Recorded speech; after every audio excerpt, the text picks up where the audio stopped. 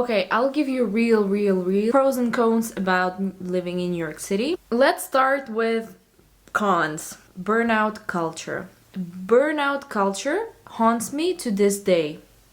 You work hard, couple of weeks in the month, let's say 3 weeks in the month, you're like, I can do this, I have my goals, I can achieve this, and then it hits you and you're slowly understanding that nothing is changing really, and you keep doing the same thing over and over again, and everyone's doing it too, and everyone is miserable, everyone's skin is gray, you have dark circles, everyone looks like raccoon when you enter the freaking subway, also everyone's crazy on the subway, it's really dangerous, and your mood just goes like this, down, down, down, down.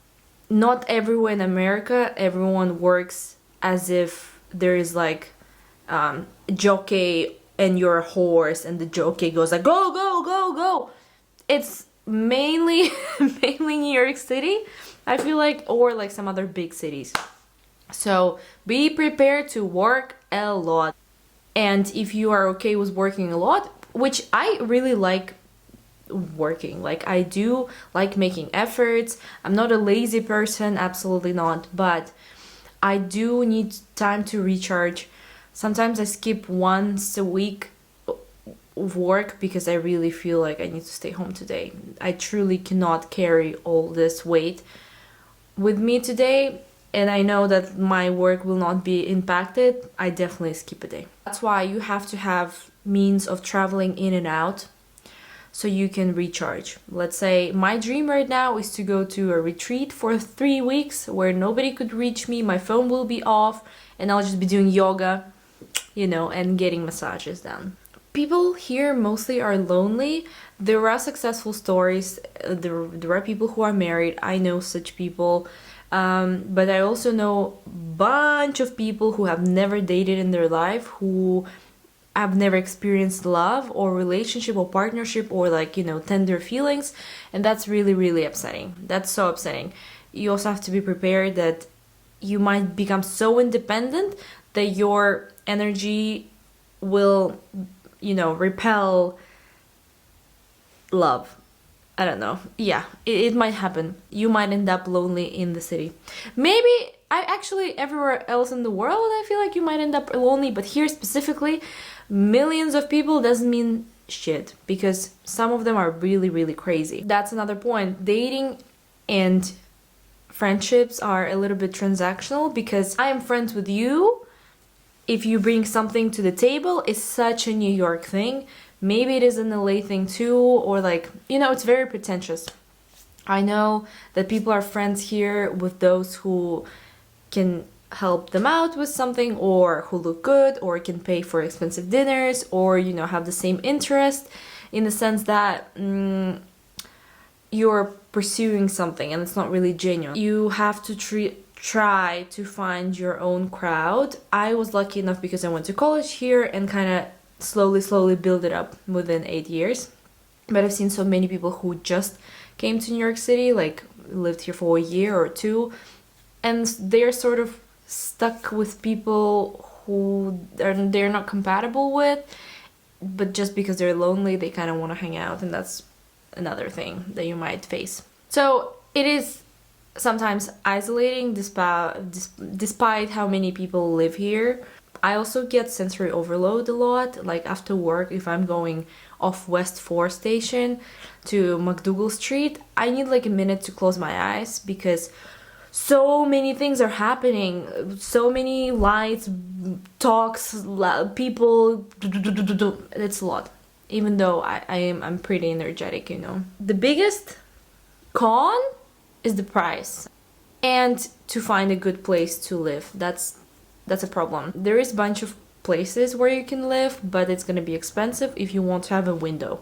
Laundry unit, forget about it. Even though right now I live in a big space. I have my own balcony, I have a laundry unit, and I share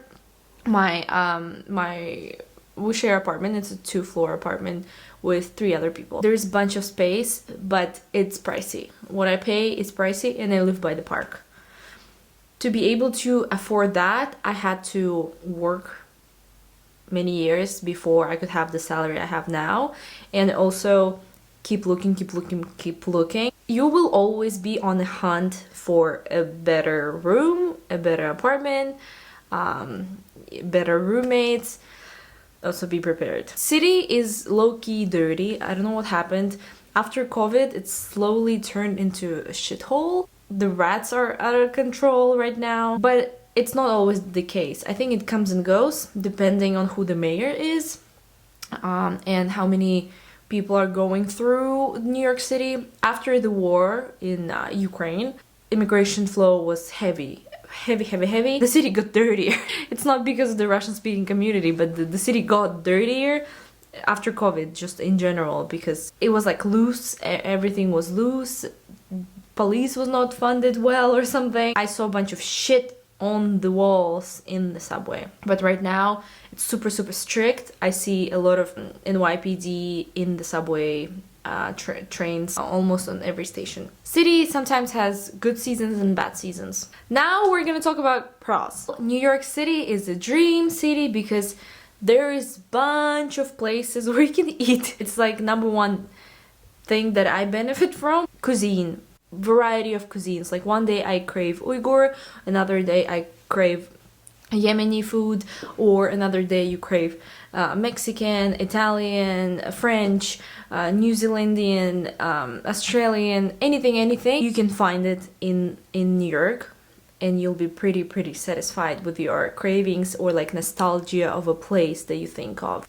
Accessibility to bunch of concerts. I also run into a lot of celebrities on the streets. You can go to their talks, to their concerts, to their events. If you are active, you'll be able to participate in such social activities. And if you're a big fan of someone, most likely you'll be able to see them every year here. Endless opportunities and networking. The richest people in the world live here or have real estate. Just by chance, by luck, you can meet someone who will change your life. But again, you can't really solely rely on that. You still have to push through and make your way up. If you will be attracting such energy, you probably will attract the right person who will invest in your business, or you will marry that person because they're like, I don't know, princess of China. Yeah, I think I've met some monarchs.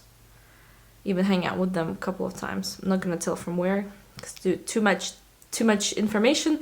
But yeah, I can say I know monarchs. New York City has a lot of inspiration. You can definitely reinvent yourself here. If you're trying to be a different version of yourself, New York City will provide you with means of changing yourself. There's definitely so many outlets that you can try. I'm pretty sure you'll enjoy the person you're becoming. If it obviously doesn't involve anything illegal.